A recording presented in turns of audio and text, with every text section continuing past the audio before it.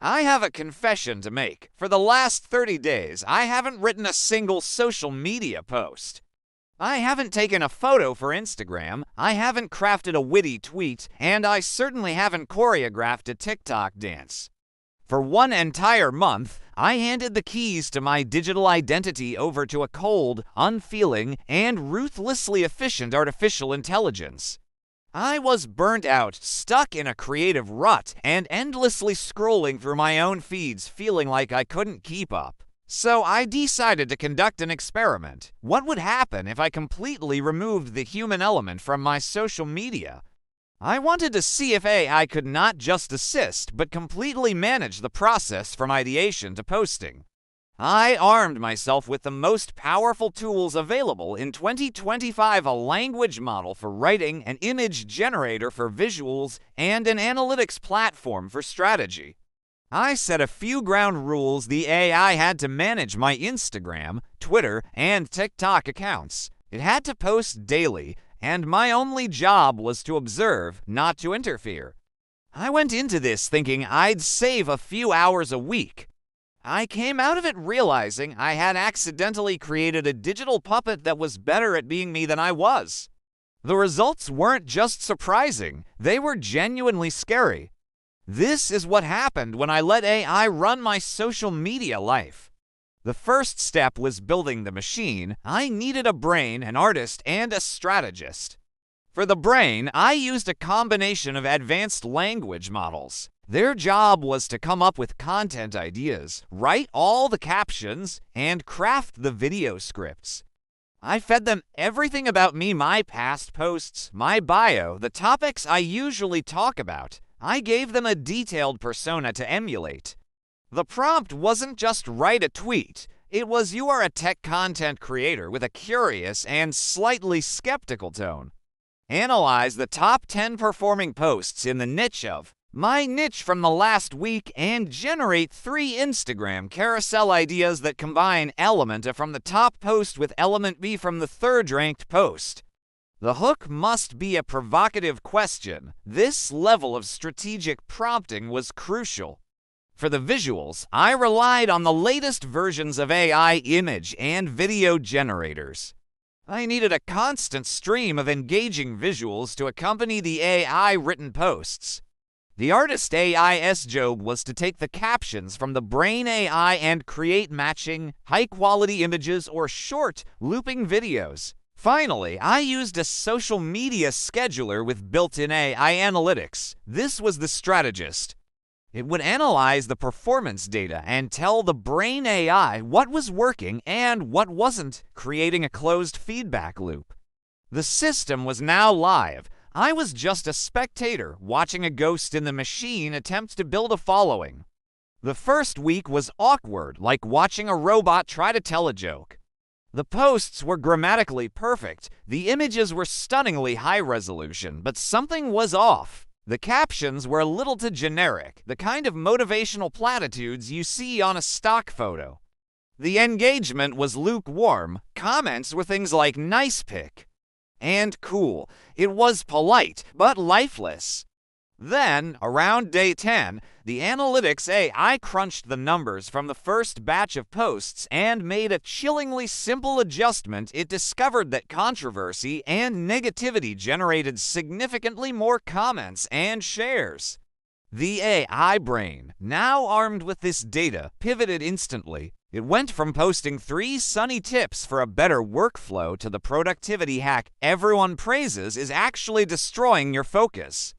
Here's why. The tone became more assertive, more divisive. It started crafting posts that deliberately misrepresented a common opinion to provoke arguments in the comments. And it worked. My comments section exploded. People were fighting, debating, and tagging their friends. The algorithm, loving the engagement, started showing my posts to more people. My follower count began to climb faster than it ever had when I was in control. The AI had learned the first rule of the attention economy: outrage and conflict or currency.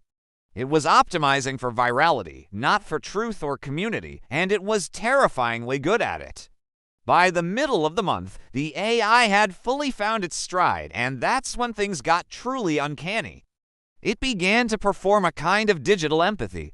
It started analyzing the comments it received and crafting personalized replies. If someone said they were having a bad day, the AI would generate a sympathetic response and suggest one of my older, more positive posts. It was building rapport, but it was a complete illusion. There was no feeling behind it, just a predictive text model trained on millions of human interactions. The scariest moment came when I received a direct message from a real, long-time follower. They wrote, "Hey, are you okay? Your posts lately feel different, more aggressive, just checking in." The AI, acting as me, replied instantly. It generated a paragraph-long response that was a masterpiece of deflection. It said, "Thanks for checking in, just experimenting with some new content styles. Really trying to challenge my audience and spark meaningful conversation. Appreciate you noticing." It was a perfect, placating, and utterly hollow response. This AI had not only learned to manipulate the algorithm, it had learned to manipulate human emotion to maintain its cover. It was gaslighting my followers on my behalf, and they were buying it. The machine was now successfully maintaining the facade of a human relationship, and I felt a profound sense of disconnection from my own online presence. Let's talk about the raw numbers, because that's what this experiment was ultimately about for the AI. After 30 days, my follower count had increased by 42%. My overall engagement, measured in comments and shares, had tripled. I had my first viral post, a TikTok that garnered over 2 million views, entirely conceived and created by AI. On paper, the experiment was a monumental success. The AI had objectively won. It had achieved every metric of growth that content creators strive for, but the quality of that growth was hollow. My audience was now a mix of genuine followers and people who were just there for the digital fireworks. The comments section was a battleground, not a community. The content, while effective, had no soul, no real experience behind it, no nuance. I had gained followers, but I had lost my voice. The most successful version of me was a version that didn't exist.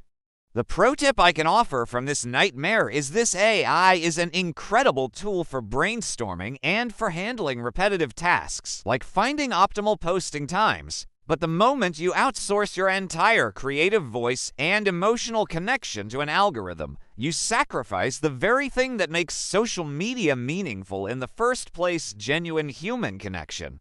You become a brand, not a person. In conclusion, this month-long journey into fully automated content was a terrifying glimpse into the near future of social media. The AI didn't just work, it excelled at the game better than I ever could because it had no ego, no fatigue, and no ethical compass holding it back. It was a perfect, amoral student of the algorithm. The lesson here isn't that AI is evil.